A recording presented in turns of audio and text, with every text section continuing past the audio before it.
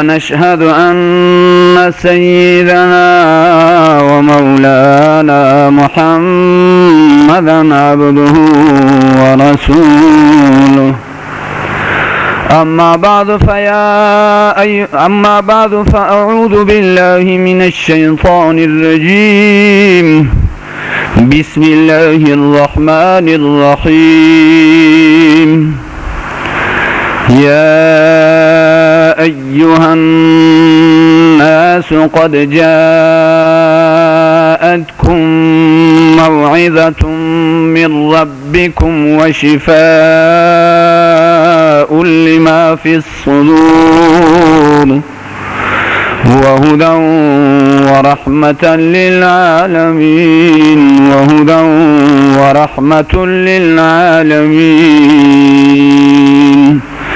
قل بفضل الله وبرحمته فبذلك فليفرحوا هو خير مما يجمعون. عزیزان و مسلمانان، یاران من، باز هم از الله جل جلاله شکر گزاریم برای اینکه صحت و حیات ما را تا این دم باقی گذاشت که در نتیجه باز هم خدمت شما مسلمانان حاضر می شوم و اراده دارم که از کلام الله جل جلاله مطالب زیبای را مربوط به خود قرآن کریم به شما اشاره کنم و صراحت کنم. همان طوری که وعده کرده بودم که نقش قرآن ده، فضیلت قرآن ده از احادیث نبی کریم علیه السلام تا جای را میبریم که 5 جمعه را در بر گرفت. این 6مین جمعه است که میخواهیم قرآن را از نظر قرآن معرفی کنیم. قرآن را از نظر قرآن باید شناخت. سوال و موضوع و عنوان مطلب است. قرآن را از نظر قرآن باید شناخت. خود قرآن صاحب خانه است. آنچه که صاحب خانه به نظام خانوادگی میداند دیگران نمیدانند. بناهن عنوان دادیم که قرآن را از قرآن باید شناخت. آیه‌ای که من حضور شما مسلمانان تلاوت کردم و ما چنان نشان می‌دهد که قرآن کریم 4 مرحله اساسی را که زندگی انسان را، سعادت انسان را تضمین میکنه اعلان کرده است. قرآن کریم 4 مرحله دارد. انسان در سعادت و در کمالش قرآن کریم 4 مرحله را در این آیتی که من خدمت شما تلاوت کردم جمع کرده است. یعنی یک نفس، یک انسان، یک مسلمان، یک فرد بشر بخواهد که به مرتبه کمال برسد، بخواهد که به کجا برسد، ناگزیر است که 4 مرحله را سپری باید کنه. در غیر این که 4 مرحله را سپری نکند، انسان و افراد بشر به جای کمالی که خداوند جل شانه و رسول الله صلی الله علیه و سلم کمال خوانده است هرگیز نخواهد رسید. ناگزیر هستیم که نام نشان کنیم، تذکر بدهیم که اون 4 مرحله، اون 4 مسافه یا 4 مرتبه‌ای که انسان از آن عبور کنه، از آن مراحل 4گانه بگذرد، در شهر زیبای سعادت زندگی انتخاب کند، در فضای زندگی سعادت عمرش بگذرد، در جغرافیا و سمت بیپایان سعادتمندی انسان زندگی انتخاب کند. اون 4 مرحله کدام مراحل هست؟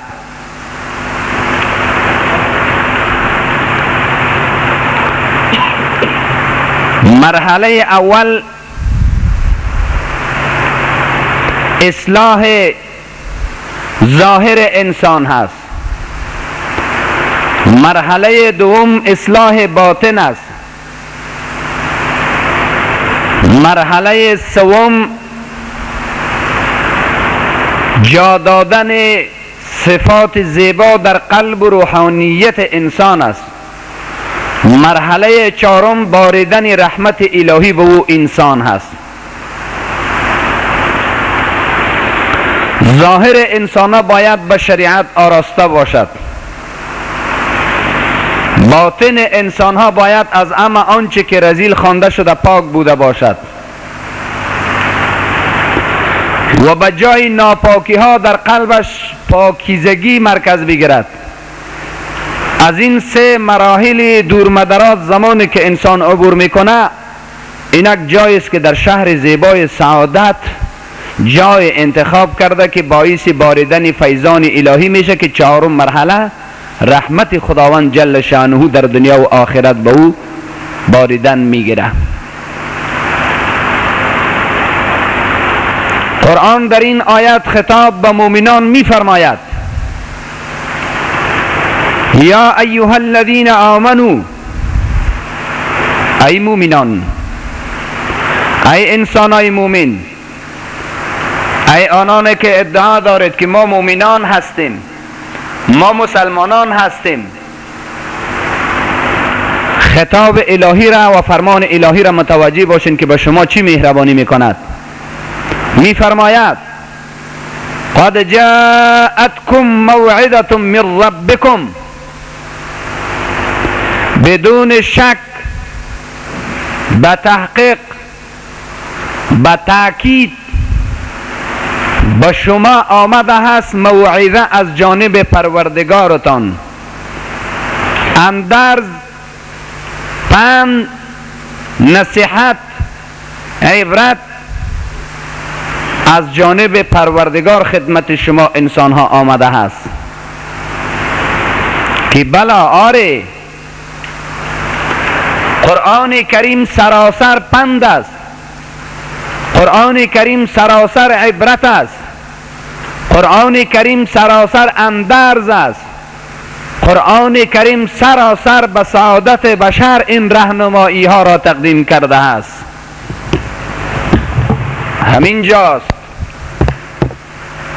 همین جاست که قرآن گفت قد جاءتكم موعظة من ربكم، آمده است موعظه از جانب پروردگارتان. این مرحله اولی هست. ظاهر انسان باید آماده باشد به شریعت نبی کریم صلی الله علیه و سلم. آنچه که عیب در ظاهر انسان دیده می شود، از سر تا به نقش قدم انسانی برخلاف زندگی نبی کریم علیه السلام چیزی را دیده می شود، زمانی که قرآن کریم آمد این عیب ها و نواقصی که در ظاهر انسان هاست همه را یکا یک قرآن و ترجمان اصلیش نبی کریم صلی الله علیه و سلم خدمت همگان تقدیم کرد که این برخلاف نظام الهی است. دست شما به ظلم دراز نشود، چشم شما به جای غیر قانونی اصابت نکند، گوش شما چیزهای غیر قانونی را نشنود، پای شما به مسیر و جا و نقطه‌ای که خدا و رسول نمیخواهد حرکت نکند، شرمگاه شما در محل غیر قانونی تماس نگیرد. اگر میگیرد پند و عبرت از قرآن باید گرفت که قرآن کریم سرانجام آنانی را که از دستشان چیزی صادر شده برخلاف نظام الهی، از چشمشان چیزی صادر شده برخلاف نظام الهی و از شرمگاه و جای دیگرشان چیزی صادر شده برخلاف نظام الله جل جلاله، سرانجام اونها را در قرآن و جریده عالم مطالعه بفرمایید، عمیقانه منصفانه بنگرید. سیروا فی الارض فانظروا کیف کان عاقبت المکذبین. در زمین سیر کنین، یا سیر فکری کنین یا سیر جغرافیایی و فیزیکی کنین، ببینین که سرانجام آنان که در برابر نظام الهی مخالفت کردن چی شده است. خود عبرت و موعظه و پند بگیرین. آنانی که چهره های اصلیشان در اثر جرم جوانان به صورت شادی و بوزینه تبدیل شد و صورتهای زیبای موی سفیدا به صورت خنزیر تبدیل شد، که قرآن می فرماید که فجعل منهم القردة والخنازیر، ما خدای متعال میگه از آن گردانیده است الله از ایشان در برابر جرمشان چهره های شادی و خنزیر، آنها را مطالعه کنید. این پند است، این اندرز است، این عبرت است، این اعتبار عقل انسانی است که انسان را باید ظاهرش را نگذارد که به جای برود که اون را خدا و پیامبرش نمیخواهد. مرحله اول را به یاد گرفتین و یا خیر با آواز دست جمعی بفرمایید. یعنی ظاهر انسان، جوارح انسان، اندام ظاهری انسان از چشم و گوش و زبان، از شرمگاه و پای و دست، شروع همگان باید به جای استعمال شوند که خدا میخواهد، رسول الله صلی الله علیه و سلم میخواهد، و اگر کسی میخواهد در این راستا مطالعه کند سرانجام پیشینیان را در قرآن مطالعه کنه که قرآن کسایی بوده که اونها را هلاک کرده، کسایی بوده که جوانان را به چهره شادی تبدیل کرده و کسایی بوده که موی سفیدا را به شکل خنزیر ساخته و بعدا هلاک ساخته. این در اثر اون مرحله اول بوده که انسان ها در نخستین مرحله زندگی سعادت ناکام شده اند. این انسان هایی که به این سرانجام رسیده بودند در نخستین مرحله زندگیشان ناکام شدند که ظاهر را به قانون خدا جل جلاله و رسول گرامیش در هر زمانی که بوده آراسته نساخته اند. بناهن قرآن کریم در نخستین مرحله گفت که قد جاءتکم موعظة من ربکم. این پند و عبرت و اندرزی است که این از پیش بشر از عقل و منطق انسان اختراع نگردیده است، با در نظر داشت شرایط همه زمان و امتداد تاریخ از اول مرحله دنیا تا به روز آخرت همه نقاط زندگی انسان را در نظر گرفته می فرماید که من ربکم، این از جانب پروردگار شماست. من ربکم، از جانب پروردگار شماست، از ما نیست. ببینین یک سوال به دل شما می گردد. 1,24,000 نبی که الله به عنوان سفرای بزرگش در سرزمین الهی برای نجات انسانها و برای رسیدن انسانها به مقام سعادت ارسال کرد و فرستاد، در یگانگی خدا همه یک مسیر را دنبال می کردن که خدا یکیست، لیکن در فروعات اختلاف داشتند. بناهن فروعات یکی پی دیگر منسوخ شد. سرانجام آخرین کتابی که ناسخ همه دین هاست و این منسوخ نمی شود کدام کتاب قرار گرفت؟ چرا؟ یک سوال است. چرا؟ دلیل به کجاست؟ دلیل در اینجاست.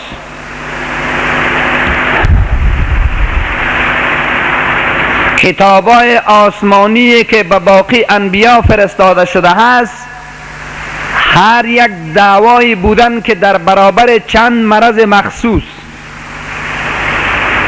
انتیبیوتیک و سلفامیدهای پیشرفته در برابر یک چند مرض مخصوص، چنانچه که یک پزشک به یک مریض نسخه می دهد، امسال اگر به بیماری از او مؤثر بوده باشد سال آینده نیست. به شخص مریضی که معاینه شده اگر مؤثر باشد به دیگران نیست، جوانب منفی داره. ما نمیتونیم که به نسخه یک دکتر به یک فیس دکتر 100 مریض معالجه کنیم. میتوانیم؟ کتاب های دیگر آسمانی در برابر تمام شرایطی که به دنیا گذشت همچو یک نسخه بودن، ولی بخ به حال امت نبی کریم صلی الله علیه و سلم، خوش قسمت ایشانند که قرآن کریم چنان مرکز تداوی، چنان فیلسوف و متخصص، چنان تکنولوژی است و مدبر که نسخه بزرگ جهان شمول و جهانگیر و فراگیری است که از روزی که قرآن به رسول الله صلی الله علیه و سلم نازل می شود تا قاف قیامت، تا قیام قیامت، در برابر همه ادوار تاریخ در برابر همه امراض، در برابر همه بیماری ها، در برابر بیماری های ظاهری و باطنی، در برابر بیماری های روحی و جسمی چنان آنتی بیوتیک و نسخه پیشرفته هست بدون معاینات امکانات تکنولوژی، بدون هزینه پولی که پول بپردازی مرض انسان ها را تداوی میکنه. بگوین که الحمدلله این نعمت الهی و این نعمت کبرا و این بشارت عظما و این رحمت کبرا از آن شما ملت و امت مسلمه هست که دیگران از این محرومند.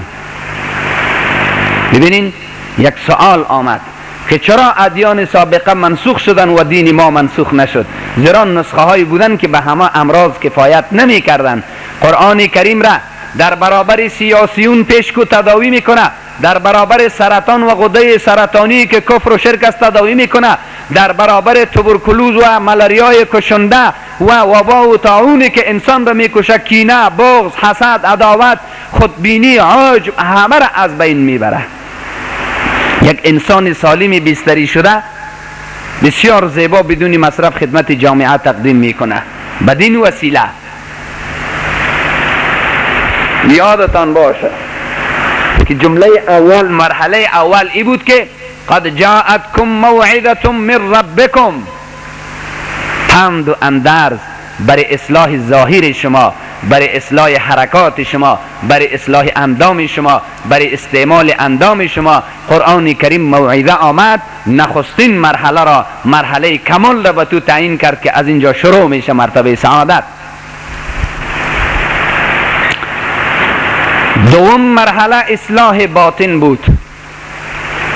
دوم مرحله اصلاح باطن بود که انسان امان طوری که ظاهرش به شریعت آراسته می شود نباشد چنان که بیرون سفید درون سیاه، بیرونش مرا کشته درونش خودش را. بیرون سفید درون سیاه نباشد. بناهن قرآن کریم گفت و شفاء لما فی الصدور. قرآن کریم شفا بخش، قرآن کریم شفا دهنده آن چیز که در سینه هاست، آن چیز که در قلب هاست، آن چیز که در روح و روان انسان تأثیر منفی میگذارد، آن چیز که بر روح و روان انسان لکنه سیاه وارد میکنه. قرآن کریم شفا در برابر آن چیز هاست. و شفاء لما فی الصدور، شفا هست در برابر آن چی که در سینه هاست. کلمه ما عام است. لما که میگیم معنایش همیست که همه آن چیزی که در دل هاست قرآن همه را سیقل میزنه، همه را رگمال میزنه، حمام میته، شستشوی میکنه، یک انسان سالم خدمت شما تقدیم میکنه. و شفاء لما فی الصدور. ببینین دنیای امروز آنانی که در برابر مقدسات به هیچ نوعی از انواع ارج و احترام نمیگذارند به نام یهود و نصارا و باقی اقسام کفری که در دنیای امروز هستند،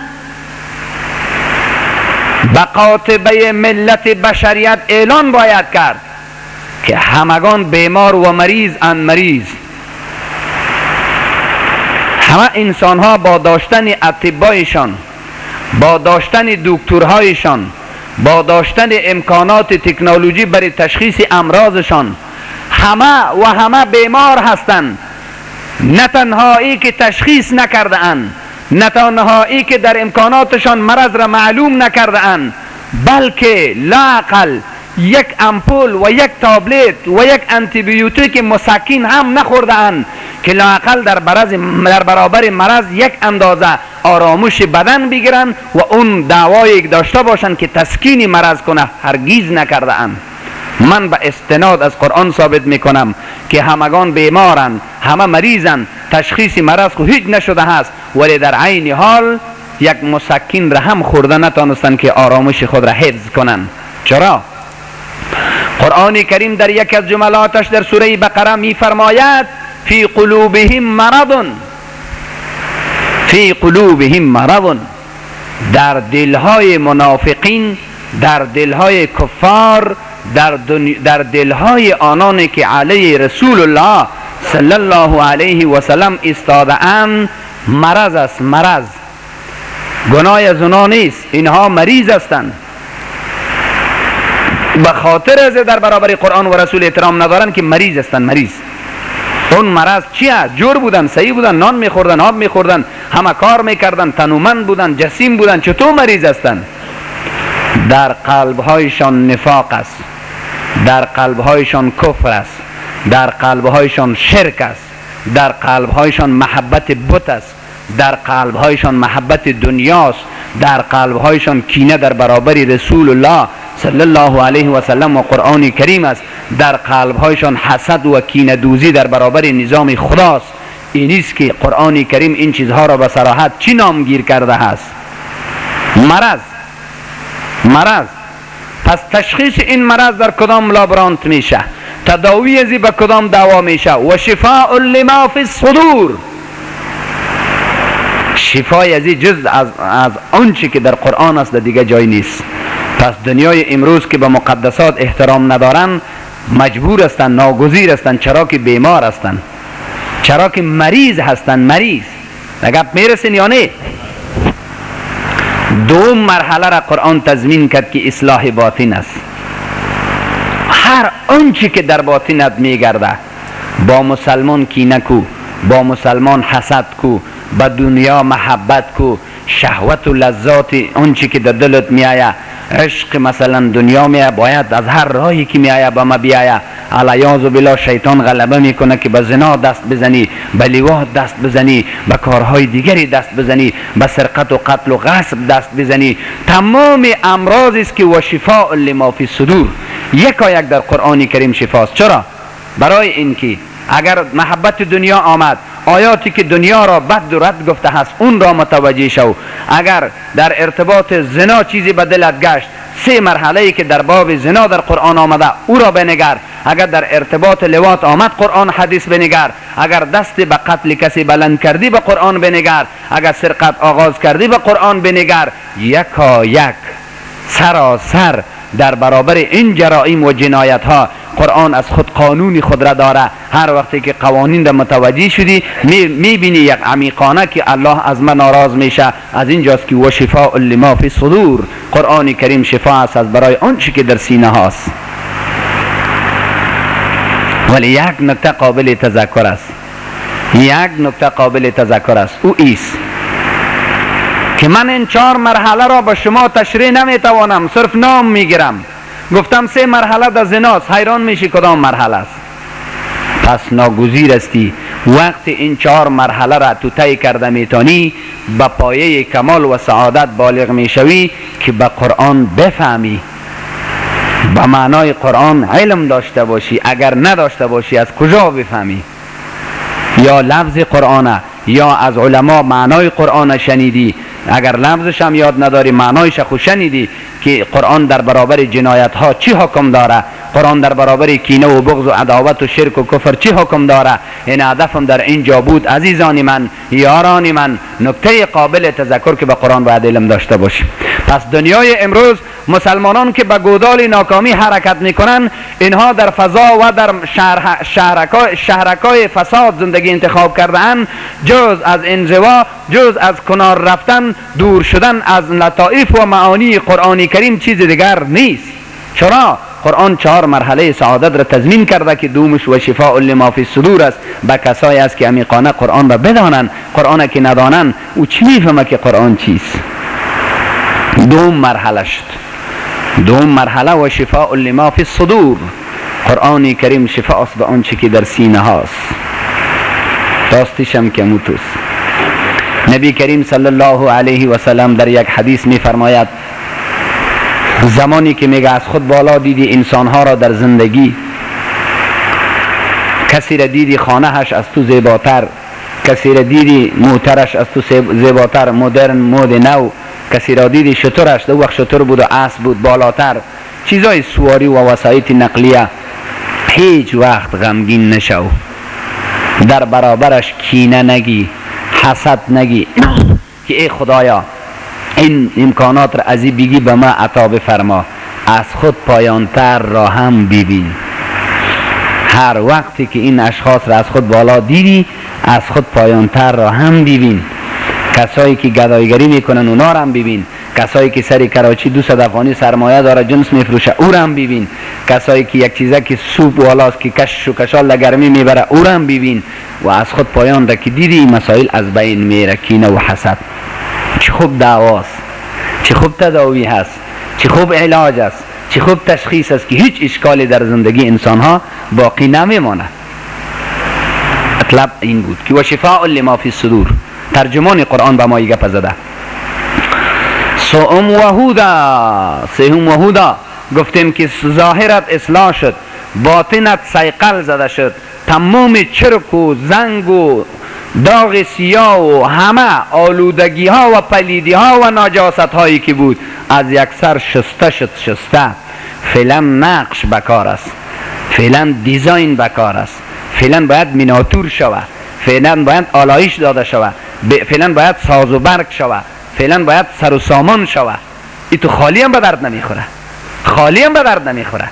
این قلبی که خالی از کفر و ایمان بوده باشه یم به معناست. کفر و شرک و کینه که چنان خطرناکترین کشنده و پدیده شوم و زهر مهلک در برابر انسانیت بودی، خود شسته شد با وسیله قرآن کریم که و شفاء لما فی صدور شد. لیکن بجای از این چیزی جای بجای کو، بجای از این چیزی جای بجای کو، پیشرفته ترین چیزایی که به نفع انسان هاست دی گدام بیانداز، خوبترین زیباترین لباسی را به اینجا بیانداز، خوبترین زیباترین نوشیدنی را بیانداز، پوشیدنی را بیانداز. یک گدامی بوده باشد که تمام حاجتهای انسان ها را پاسخگو بوده باشد، یک گدامی بوده باشد، یک مرکزی بوده باشد، یک تکنیک اساسی که فابریکه های زیبایی که همه نیازهای بشریت را پاسخگوی و جوابگوی بوده باشد. و همیست که وهودا هدایات است، سراسر هدایات است. سراسر قرآن کریم چیست؟ هدایات است. وقتی که صیقل زدی نقش قلبت را، دیزاین قلبت را و استایل قلبت را، نگار قلبت را، میناتورش را، تمامش را از قرآن بگی که وهودا در قلبت قرآن را جای به جای کو که سراسر رهنمایی است. رهنمایی چند مرحله طی شد. ظاهر را قرآن اصلاح کرد، باطن را شست، پایپ بند کرده، چرک و بد و بلا را پودر زده، یک چنان شفاف آب زلال باری برد روشن کرده. فعلا دیزاین میته وهودا 3 مرحله تعیین شد. به اساس این تعبیرات میکنم نواوری که ذهن شما یک ذره روشن شود. 4مش آماده است دیگه، بس آماده است، خلاص کار آماده است. فیلم آماده پخش است، یعنی فیلم قرآن آماده پخش است. تلویزیون و مرکز تلویزیونی قلب انسان آماده پخش است، همه چیز را پخش میکنه، همه چیز. ولی هیچ کار بدون اراده خدا نمیشه. همه از او میشه، از ما نمیشه. همونطور است یعنی همه از خدا میشه، از ما نمیشه. تا که او نخواهد از ما نمیشه. بناهن ما این 3 کار خو کردیم، آماده کردیم، آماده پخش است. سویچ زدن به کار است. دست ما دراز کنیم اراده خدا نباشه خود چالان نمیشه. بناهن فرمود و رحمت للعالمین، رحمت بر عالم بشریت از قرآن کریم. این 3 کار را که کردی، کار 4م همیست که رحمات الهی در مال تو، در نان تو، در جای تو، در زندگی تو، در حیات تو، در اولاد تو، در ساحه تو، در منطقه تو، در آخرت تو، در قبر تو، رحمت للعالمین است. رحمت عظما میگی، رحمت کبرا میگی، هر آنچه که میگی رحمت عالمین هست. 4 مرحله طی شد نشد؟ طی شد نی؟ 4 مرحله ای که انسان را به کمال برساند اینمی 4 مرحله است. بناهن ما 1 سال گفته بودم، شاید 1-2 سال قبل بوده باشه که قرآن متخصص ما بیمار، قرآن متخصص ما بیمار. قرآن کریم بهترین فیلسوف است ولی ما بیمار هستیم. زمانی که بیمار به دکتر نرود در اثر مرض هلاک شود، گناه دکتر چیست؟ با آواز بلند میشنوم. همه ما هلاک شدیم علیاذ بالله. در بحر محبت دنیا فساد و فجایی هلاک شده ایم. هلاک به شعبه لابرانت قرآن نرفته ایم، به شعبه اولتراساوند و تلویزیونیش نرفته ایم، به شعبه اکسیری و اشعه نرفته ایم، به شعبات امارای و ستسکنش نرفته ایم که مغز و استخوان فکر ما باید به وسیله امارای و استسکن قرآن معاینه میشد که دیگه چی جای به جای است، خواهش و هوس است یا نظام الهی. ما نرفته ایم، پس زمانی که ما هلاک میشیم قرآن چی گناه داره؟ گپ میرسین یا نه؟ قرآن متخصص، ما بیمار. 4 مرحله ای که گفتم، این 4 مرحله در ابعاد مختلف زندگی جسمی انسان ها وظیفه یک متخصص است.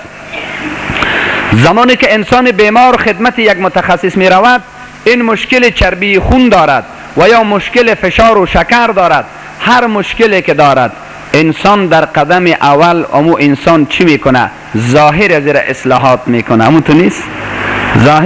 ظاهرش چیست؟ سر تخت بخوابان، سر تخت بخوابان. سیستم خوابیدن چه رقم باشه؟ پایا دراز باشه یا ایتو بلند. بعد از او از سر پیران باشه یا پیران تا بالا کو. بعد از او باز امو موادی که اولتراساوند والا در دل ازی میزنه تا که موادی ظاهر نزنه، باطن نشان داده نمیشه. میتور است و یا خیر. اولین کاری که پزشک میکنه چه کار میکنه؟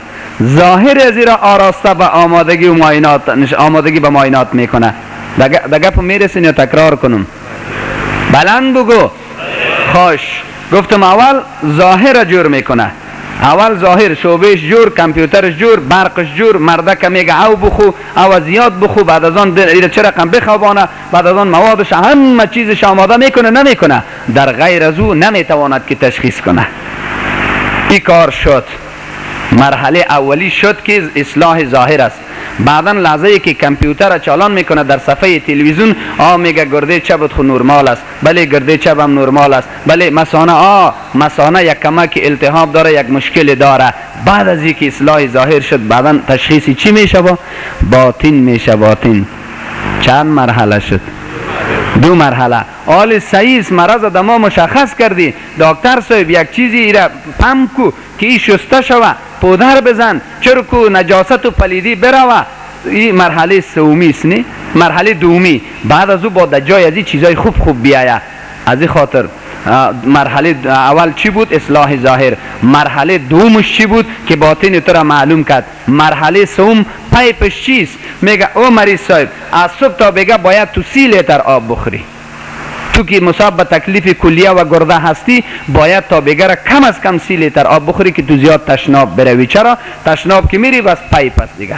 ششتر است. هلا میدانین فارسی را یا نمیدانین؟ بعد از آن این 3 مرحله هم تمام شد. چند مرحله شد؟ 2 مرحله. 2 مرحله اول اصلاح ظاهر شد، مرحله دوم اصلاح باطن شد. این 2 مرحله است، نه؟ اصلاح باطنی سی، حال شسته رایسی. هلا میگه یک هفته بعد یکی معاینه کنیم. یک هفته بعد که میره میگه پاک شسته شده، هیچ التیاب و سنگ دیده نمیشه. بله دکتر صاحب یک روز از طریق ادرار برآمد، خودم هم دیدم. مرحله سومیش 6 ساله. دکتر صاحب فعلا خب پاک شده، کار بکو که داینده چتل نشوم. انسان بخواهد جلوگیری کنه، طب وقایی. یک وقت گفته بودیم واژه انگلیسی چیست؟ پریونتیو استراتژی، طب وقایی. پیش از اینکه دیگه ما شوم باید خود علاج کنم. امو چیست؟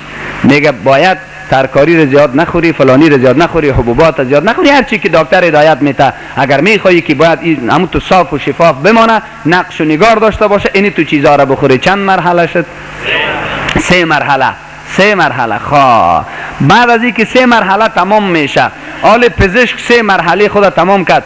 وجود همچو دکتر در جامعه انسانیت که بدون پیسه، بدون پول، بدون کدام چیزی مطالبه از تو بکنه، ظاهرت را معاینه کنه، باطنت را معاینه کنه، دعوای شستشوی هم بگویه، سرانجام پرهیزایت بگویه. وجود همچو دکتر در یک جامعه رحمت عظما است یا نه؟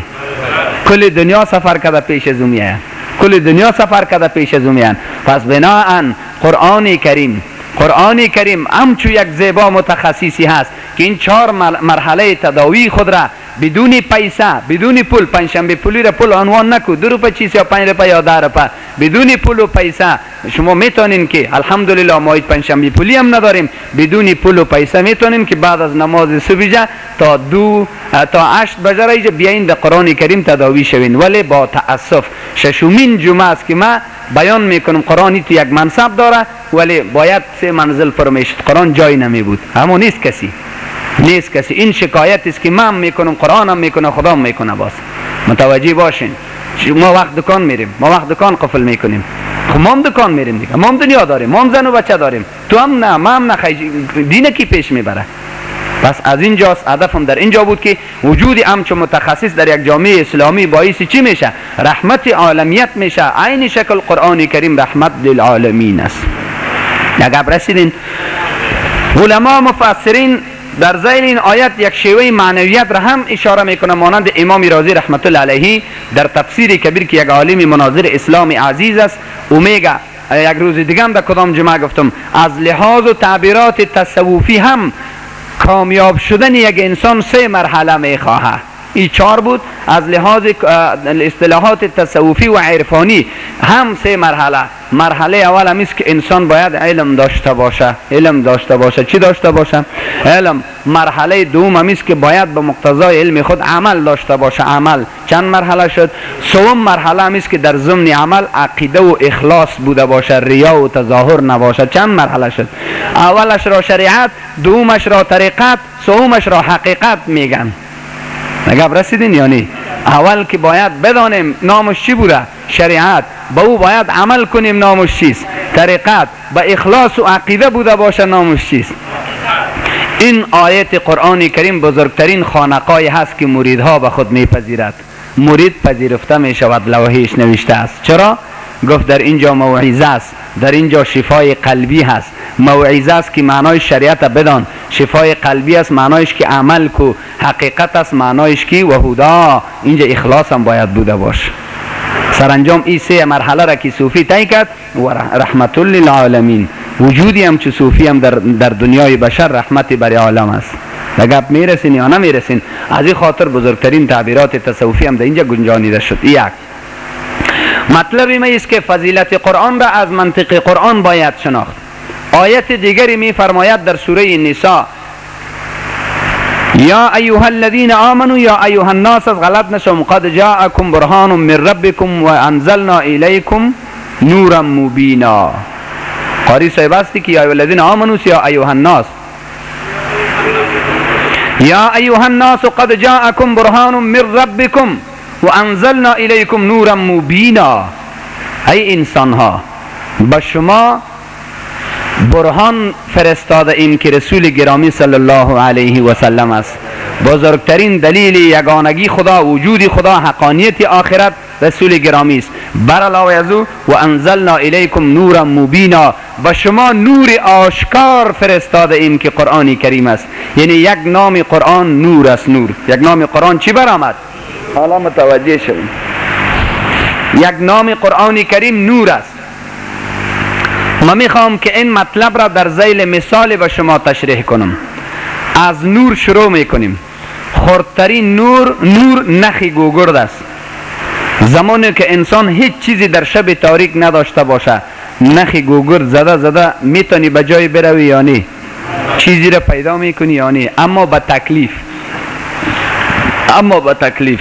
فایده چشمگیر نداره، نوشته نمیتونی، تحریر نمیتونی، خط زودی خوانده نمیتونی، یکان سوزن موزن افتیده باشه بگیری. دوم چراغ دستی است. چراغ دستی را که انسان میزنه در شب هم بسیار جای حل مشکل میشه، اما با آن هم یا بیتریش خلاص میشه، یک مشکلی پیش میشه. یک روز شد روز دوم نمیشه، دوم مجبور دیگه بیتری تبدیل میکنی.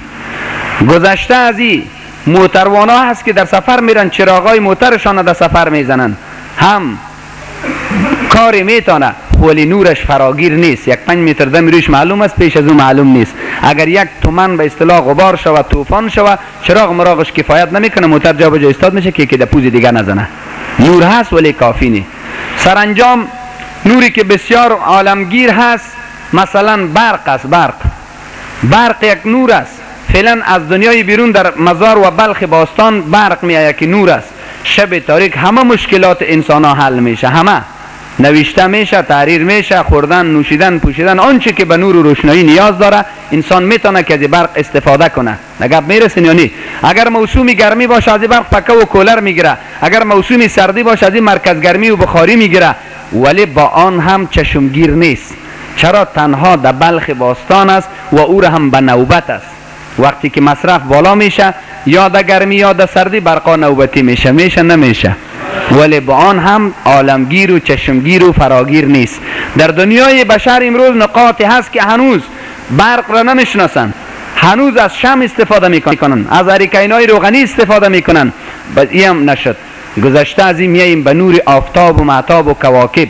نور آفتاب هم یک نور است، نور آفتاب هم نور است، ولی عالمگیر است، فراگیر است.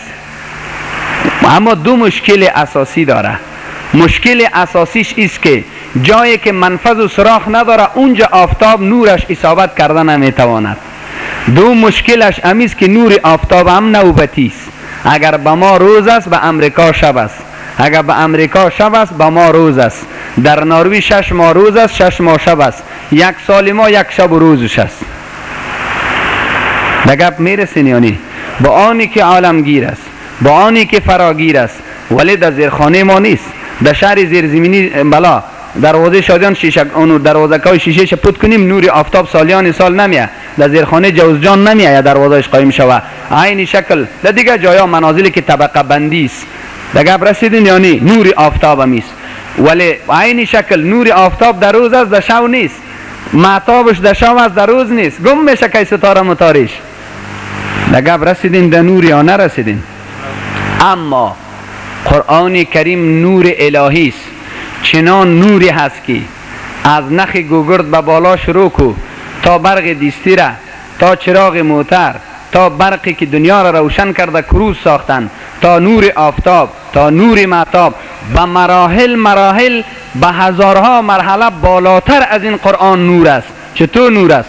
در زیرخانه باشی نظام و درس قرآن در دلت به تو نوری هست که زندگی تا انتخاب میکنه. اگر در زیرخانه تنگ و تاریک به زنا موفق شوی نور قرآن در دلت باش، از اونجا نجات پیدا میکنی. در 10 منزله، در 100 منزله، در 70 منزله، در امریکا، در شرق، در جنوب، در شمال، در کدام نقطه دنیا که بوده باشی، وقتی که نور قرآن در قلب تو بوده باشد، در تاریکترین نقطه دنیا، در تاریکترین نظام جهالت، در عمق فساد، در تاریکی ترین نظام فجایی، تو را نور قرآن نجات میده. نوبت هم نیست در شو، در روز، در چاشت، سال از 12 ماه به فرد تک تک عالم بشریت نوری هست که بدون پیسه است. چارج نمیخوره، بیتری نمیخوره، مصرف نداره، لاین نداره، ترانس نداره، امکانات دیگر نداره، میتر کیلووات نداره که از تو ماهانه پول بگیره. تمام این نورهایی که در سرزمین انسانیت هست با داشتن امکاناتشان بعد از نیاز مبرم انسانها، بعد از مصارف و هزینه انگفت دلاری به میان میآید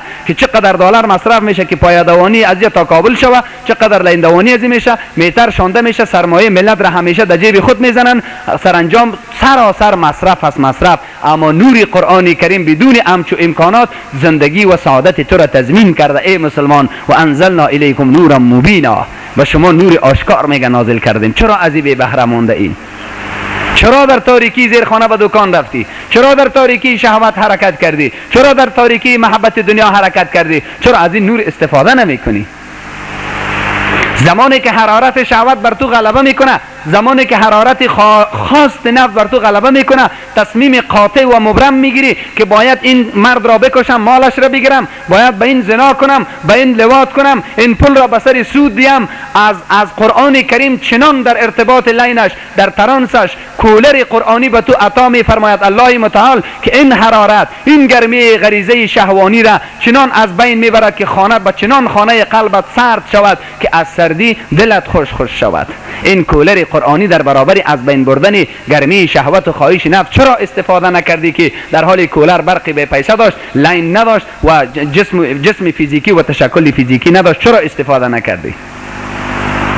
در موسم سردی زمانی که دلت عشقت از قرآن سرد شود، از نظام الهی سرد شود، در تطبیق نظام الهی سردل و یخدل شوی، از قرآن چنان مرکز گرمی و امکانات برقی هست که اون سردی ها به طور گرم شود که دروازه باز در زمستان زخاب شوی. چرا از این مرکز گرمی ها استفاده نکردی؟ این هست که نور مبین هست. این هست نور مبین است، مغز و پوست و استخوان را روشن میکنه.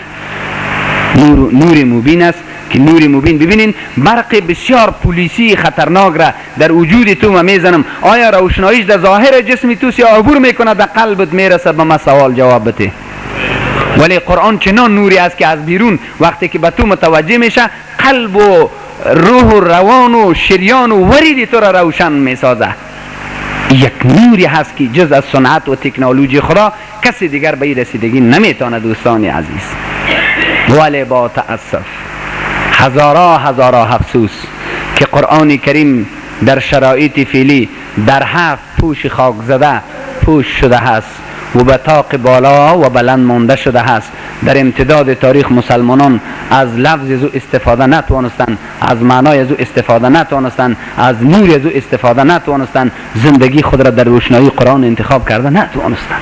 بیاین با مقدمه ای که مایی را از سر بگیریم باز هم تازه هست. ای مسلمانان، با مقدمه ای که مایی را هر وقت از آب بگیریم تازه هست، یک بار دیگر مجددا با خود غور کنیم، در حلقات قرآنی اشتراک کنیم، از قرآن از نورش استفاده کنیم تا باشد تاریکی خانه قبر. در خانه قبر که وقتی تو را انداخت چنان تاریک و بی نور است، برقای پیشرفته عالم بشریت به تو اونجا لیندوانی نمیداد، نوری آفتاب به تو اونجا نمیرسه، نوری مهتاب به تو اونجا نمیرسه، چراغای دستی در اونجا نداری که نور از رو استفاده کنی. لااقل یک نخ گوگل نیست که بر یک دقیقه روشن کنی. در این خانه تنگ و تاریک که از هیچ نوع نور، از هیچ نوع روشنایی به انسان داده نمیشه جز از نور قرآن کریم، جز از نور عمل، جز از نور عشق رسول، جز از نور عشق خدا چیزی دیگر به تو میسر نمی شود. ولی اونجا دست به دست بزنی، کف به کف بزنی، چیزی به دستت نیاید، باز آرمان کنی و پشیمانی سود نداشته باشی.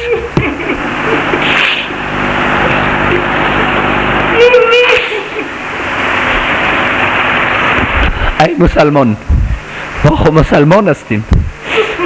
سیستم خانه قبر، تاریکی قبر خود با قرآن ثابت است، به حدیث رسول گرامی ثابت است.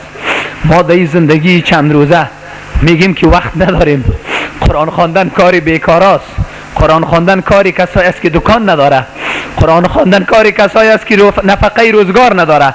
آخرین یاد داشتگیشان است که نفقه روزگار فرض است. بله، با او روزگار آری، اولادی که تو به خاطر از او قرآن را ترک کردی، اولادی که به خاطر از او قسم خوردی، اولادی که به خاطر از او سود خوردی، اولادی که به خاطر از او سراسر زندگیت را به تاریکی بدل کردی، زمانی که در تاریکی قبر تو را می اندازن، اونجا با از چی استفاده میکنی؟ حافظ علیه رحمه می فرماید شبی تاریک و بیمی موج و گردابی چنین حائل، کجا دانند و حال ما سبکساران ساحل ها یا سبکباران ساحل ها.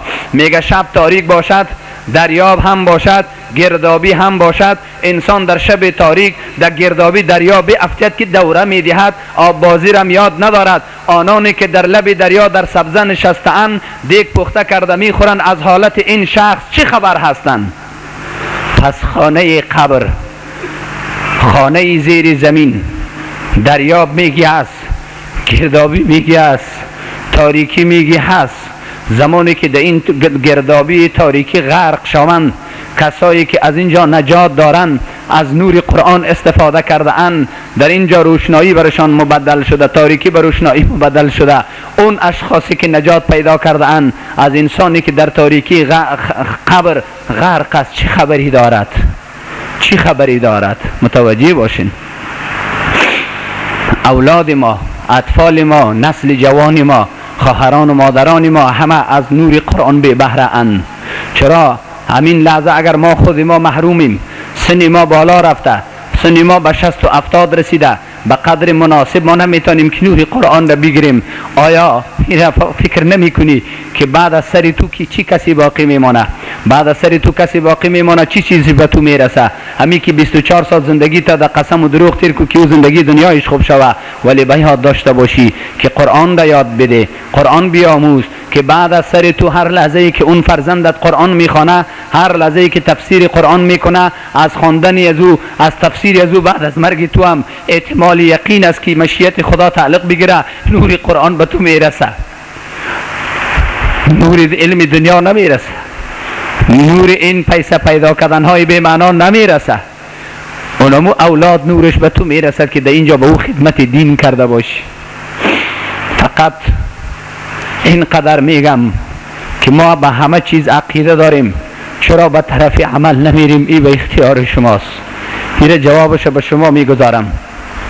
و دومان چی که مهم است که الله متعال در روز قیامت میخواهم که مرا پرسان نکنه که آیا در برابر آنچه که یاد داشتی در قبال ملتت، در قبال مخلوق الهی در سرزمین خدا ادای مسئولیت کردی یا نکردی. اونمو از ما پرسان نکنه، خودم مؤاخذه نشوم، گناه های مرا ببخشه و خصوصا در قبال ملت که من حقیقت را رسانده باشم به طور به قدر توانم رسانده توانسته باشم، مشکل دیگر نخواهد بود که از الله میترسم که مرا پرسان نکنه که به این ملت چه خدمت کردی. شما شاهد باشین که من آخرین توان خود را فقط و فقط بر رضای خدا، فقط و فقط به عشق رسول گرامی صرف میکنم که شما چیزی بیاموزین و از نور قرآن استفاده کنین، مگر باشد استفاده شما بعد از مرگ من به نفع من شود. بعد از مرگ من استفاده دوستانی که از قرآن استفاده میکنن و دیگران میرسانن، بعد از مرگ من از آن نور به من الله چیزی ارزانی بفرماید.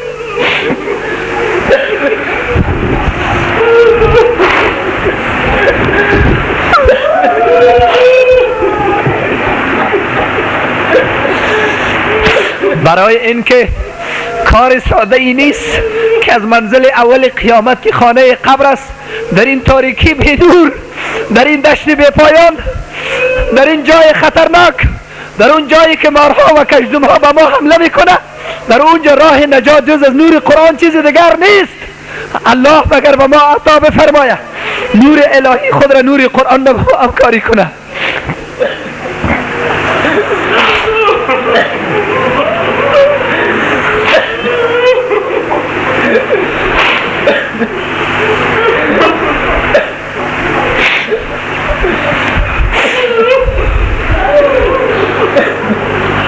من از آن روز می هراسم، من از آن روز می ترسم که قرآن در روز قیامت در لوحه بزرگ نوشته شود، به آواز انسانی صدا بزند که الله من لین برقم را بینمی انسانا دادم ولی از نور ما استفاده نکردن، ولی از هدایات ما استفاده نکردن.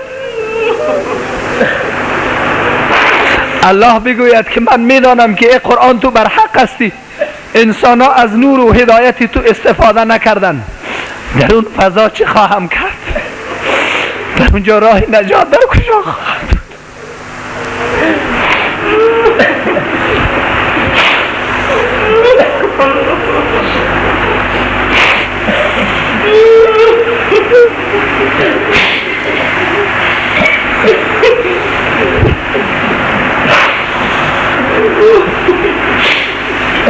آخرین آیت،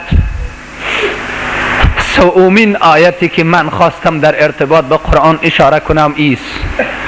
در یکی از برنامه هایش قرآن به رسول الله می فرماید، قرآن کریم به قرآندان اصلی می فرماید،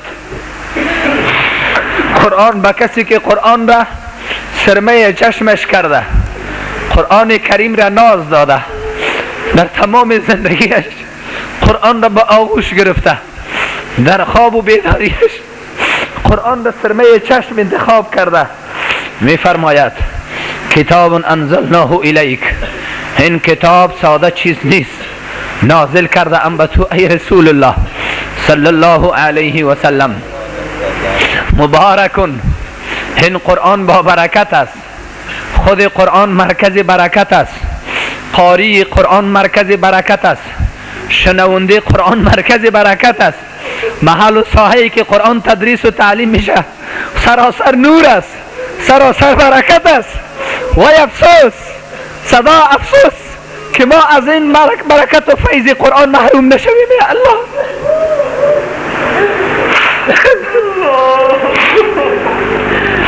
جالب است، قرآن خودش برکت است، خواننده قرآن برکت است، شنونده برکت است، محل و ساحه‌ای که صدای قرآن تا جایی که میرسد از هر طریقی که هست سراسر برکت، میدان برکت و فیض الهی است.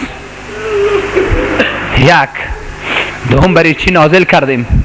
الله متعال وظیفه از این بیان میکنه که قرآن برای چی نازل شده، قرآن به خاطر چی نازل شده. لیدبروا آیاته ولیتذکر اولو الالباب. برای از این نازل شده که در معانی قرآن فکر شوه، برای از این نازل شده که پند بگیره صاحبان عبرت. در اینجا به دو نکته اساسی اشاره میکنه. تدبر اشاره به اصلاح قلبی است، تذکر اشاره به اصلاح عملی است. قرآن برای از است که قلب و روح و روان و عقیده و عمل انسان ها خوب شود. ولی امروز ما مسلمانان قلب ما خراب است، عمل ما خراب است، برای ازی که در قرآن نیندیشیده ایم، در قرآن تفکر نکرده ایم. اگر قرآن بگوید که عملت خراب است، عقیدت خراب است، چرا از نور من استفاده نکرده؟ به روز قیامت چی جواب خواهد گفت؟ بنابراین آخرین منطقی که از آیت قبلی مانده بود، انسان چی وقت خوشحال شوه، در برابر چی خوشحال شوه، به خاطر چی خوشحال شوه؟ قرآن در ختم آیت قبلی می فرماید قل بفضل الله، قل بفضل الله و برحمته فبذلك فلیفرحوا. بگو ای رسول گرامی، خوشحالی به دنیا نیست، خوشحالی به موتر نیست، خوشحالی به دکانداری نیست، خوشحالی به سرمایه نیست، خوشحالی به باغ و بستان نیست، خوشحالی به مارکت و اپارتمان نیست. به فضل خدا، به رحمت خدا باید خوشحال شوند. قرآن فضل خداست، قرآن رحمت خداست. به قرآن خوان خوشحال شو، به قرآن خوشحال شو، به فرزندانی که قرآن میخوانند خوشحال شو. هو خیر مما یجمعون. قرآن بهتر است از تمام آنچه که انسان ها جمع میکنند. از همه چیزایی که انسان جمع میکنه بهتر چیست؟ بهتر قرآن کریم است. از اینجا بود، این آیاتی بود به شکل کوتاه و شمه از قرآن ده از خود قرآن خدمت شما عرض کردم.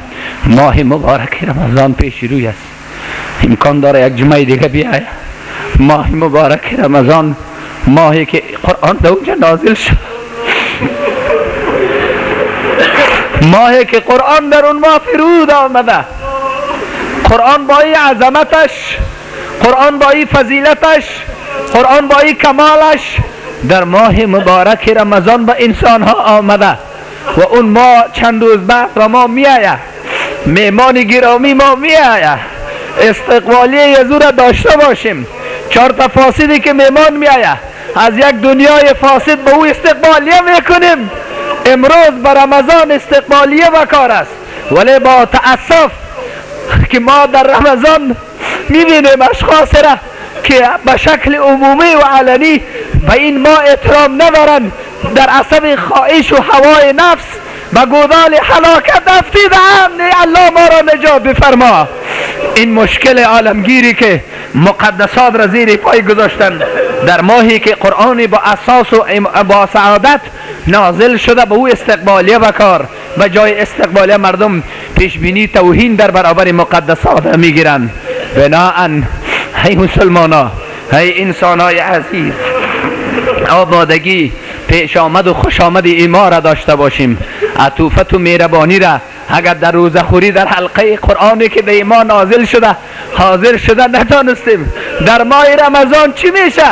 سبایی 2 ساعت را به حلقه قرآن اختصاص بدهیم، 2 ساعت را به شنیدن قرآنی که به ایمان و ما فرود آمده هست، به هدایت بشریت آمده.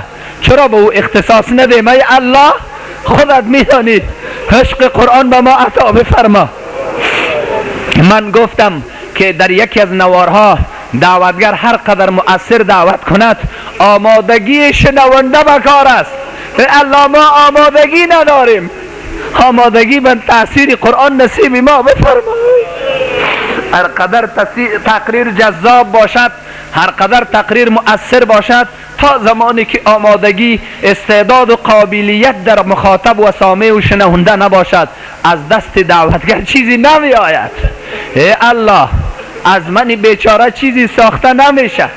ای الله از من گناهکار چیزی ساخته نمیشه. قابلیت و استعداد شنونده میخوام. ای الله انقلاب در زندگی انسان ها میخوام. ای الله تغییرات در زندگی انسان ها میخوام. ای الله از منی بیچاره چیزی ساخته نمیشه. بناهن نوح علیه السلام با تقریر زیباش، رسول گرامی با عشق علاقه 100%ش، با تقریر بسیار پیشرفتهش، ابو لهب را مومن نتوانست من هم تأثیری بر افکار این مسلمانان انداختن نمیتوانم. ای الله تو مؤثر هستی، قابلیت را، تأثیر را، استعداد را به شنونده عطا بفرما که در برابر قرآنشان، در برابر روزه رمضانشان احترامی داشته باشند. در فضای عام در سرک‌ها روزه خورده میشه، هیچ کس به داد این شریعت نمیرسد، هیچ کس به داد این روزه نمیرسد. حکومتی نیست، قانونی نیست که مایپزی ها بند شود، اوتل ها بند شود و این انسان ها را به طرف نظام خدا برده شود، مجرم را جزا داده شود. این مشکل عالمگیر در شرایط ماست.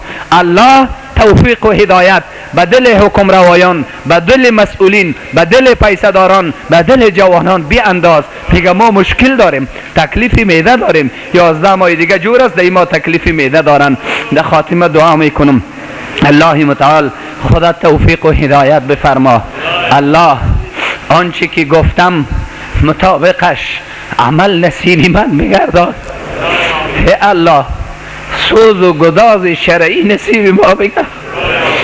ای الله سوز و گداز نصیب ما بگردان. ای الله سوز و گداز رسول الله میخواهم، سوز و گداز قرآن میخواهم. ای الله سوز و گداز قرآن و رسول در قلب فرد فرد مسلمانان میخواهیم. کسایی که در این مسجد زیبا از دور و نزدیک گرد هم جمع شدن به خاطر شنیدن قرآن، بنازم قدمایشان را که به خاطر عشق قرآن، بنازم قدمی را که به عشق رسول آمد، بنازم قدمی را که به شنیدن قرآن آمده. الله در برابر هر قدمشان اجر بزرگ نصیبشان بفرما.